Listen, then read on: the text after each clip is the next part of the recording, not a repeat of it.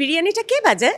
বড় হয়েছি সৌদি আরবের মতো একটা দেশে যেখানে নিয়ম কানুন খুবই স্ট্রিক্ট। ওখানেও আমার মা বাবা সংগ্রাম করে থিয়েটার করেছে। তারা যেহেতু সংস্কৃতি বাঁচিয়ে রাখার জন্য এতটা লড়াই করেছে, তো আমরা কেন আমাদের দেশে থেকে এরকম করব না? দর্শক সবাইকে স্বাগত জানাচ্ছি সময়ের গল্পে। আজকে আমার সঙ্গে একজন গুণী মানুষ, একাধিক পরিচয় তার, অভিনেত্রী, সাংবাদিক নাজিবা বাশার। কথা বলবো তার ঈদের সিনেমা বনলতা সেন নিয়ে। কেমন আছেন? খুব ভালো, আপনি ভালো আছেন? আমি তো ভালো আছি। আমি একটু জানতে চাই যে বনলতা সেনের একটা লম্বা শেলফ লাইফ যাচ্ছে, সেই ঈদে মুক্তি পেয়েছে, এখনো চলছে সদর্পে। কেমন লাগছে, সাড়া কেমন? খুবই ভালো, খুবই পজিটিভ। আসলে আমি যতটা এক্সপেক্ট করেছিলাম তার থেকেও বেশি পেয়েছি। তো সো ফার সো গুড। এখনও আশা করছি যে আরও দর্শক আসবে আমাদের আজকের শোতে। আমরা আরও অনেক গেস্ট এক্সপেক্ট করছি, তো ওখান থেকেও ভালো কিছু রিভিউ এক্সপেক্ট করছি আমরা। আজকে আমরা যে কারণে একসঙ্গে হলাম সেটা হচ্ছে একটা স্পেশাল স্ক্রিনিং, এবং আমি দেখলাম যে শোবিজের বাইরে রাজনীতি অঙ্গনের অনেক তারকারা দেখবেন। আপনি কার কোনো মন্তব্যের জন্য অপেক্ষা করছেন যে উনি আমাকে একটা মন্তব্য করুক? আমাদের মাঝে আজকে আসলে অনেক অ্যাকাডেমিশিয়ানস আছে, অনেক যারা সাহিত্য নিয়ে পড়ালেখা করেছে তেমন মানুষ আছে, ফিল্ম ইন্ডাস্ট্রিরও কিংবদন্তি কয়েকজন আছে।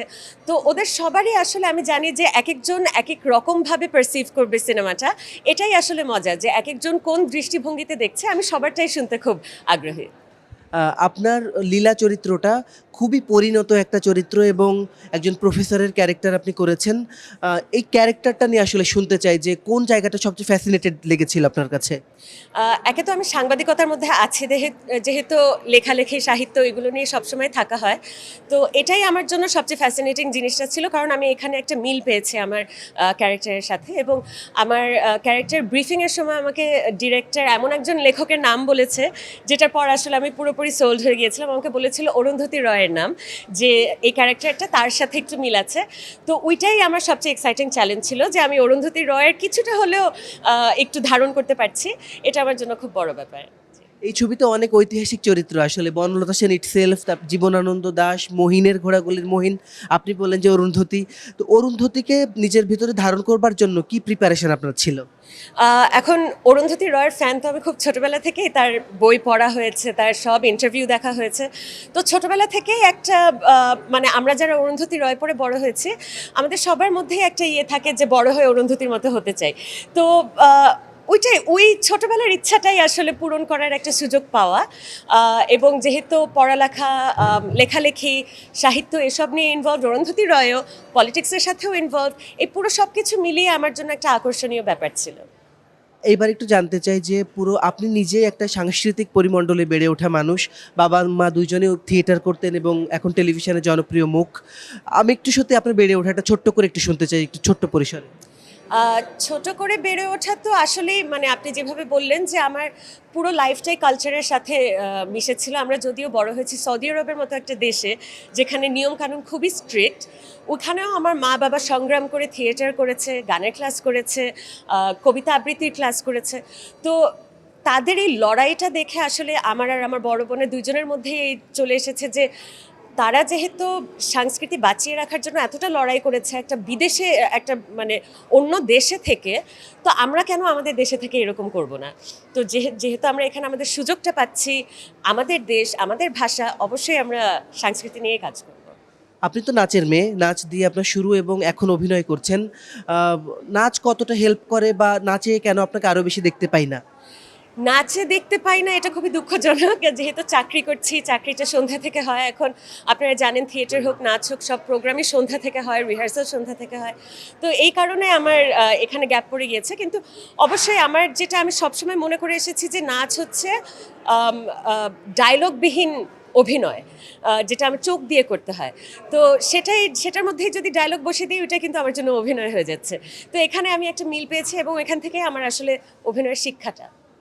আমি শেষ প্রশ্নে যাচ্ছি যে নাজিবা বাশার কি মনে করে তার যে গুণ, যে ট্যালেন্ট, সে অনুযায়ী সে মূল্যায়িত হচ্ছে বা স্টারডম অতটাই পেয়েছে? এটা আন্ডাররেটেড কিনা? নাজিবা বাসার, আসলে নাজিবা বাসার মতো থাকে তো, তাই এই কারণে হয়তো অতটা দূর এখনো এগোতে পারিনি। তবে দেখা যাক। আর বাবা মাসুম বাশার এবং মা মিলি বাশারকে নিয়ে কিছু শুনতে চাই।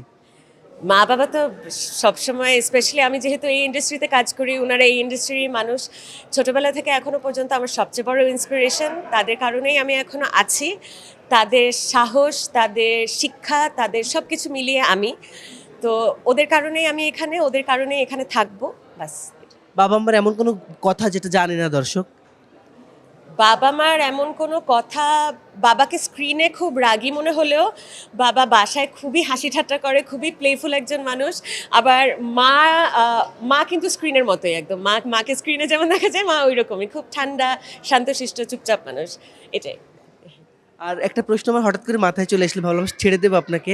বিরিয়ানি, বিরিয়ানি খুব জনপ্রিয় আপনার, অভিনীত একটা বিজ্ঞাপন চিত্র। ওই বিজ্ঞাপনটার একটু এক্সপিরিয়েন্স এবং দর্শকের সারা, মানুষ কোথাও গেলে কি বলে ফেলে কিনা একটু জানতে চাই। হ্যাঁ, না, এটা খুবই অদ্ভুত একটা বিষয় ছিল। আমি কখনো ভাবিনি যে আমার সবচেয়ে পপুলার কাজ হবে একটা টিভিসি।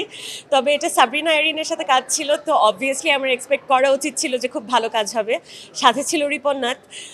তো এক্সপিরিয়েন্স তো ভালোই ছিল, কিন্তু অদ্ভুত লাগে যে এমনকি এয়ারপোর্টের ইমিগ্রেশন পুলিশ অফিসার আমাকে ডেকে বলে বসে যে আপনি বিরিয়ানিটা কে বাজায় বলেছিলেন না। তো এটা খুব মজা লাগে আমার, এখনও আমি বিরিয়ানিটা কে বাজায় এই ডায়লগটা অনেক মানুষের কাছে শুনি, আমাকে দেখলেই এই মানুষটা এই ডায়লগটা বলে। তো এটা খুব মজার একটা বিষয় আমার জন্য। ফাইনালি ওই ডায়লগটা শুনেই শেষ করবো।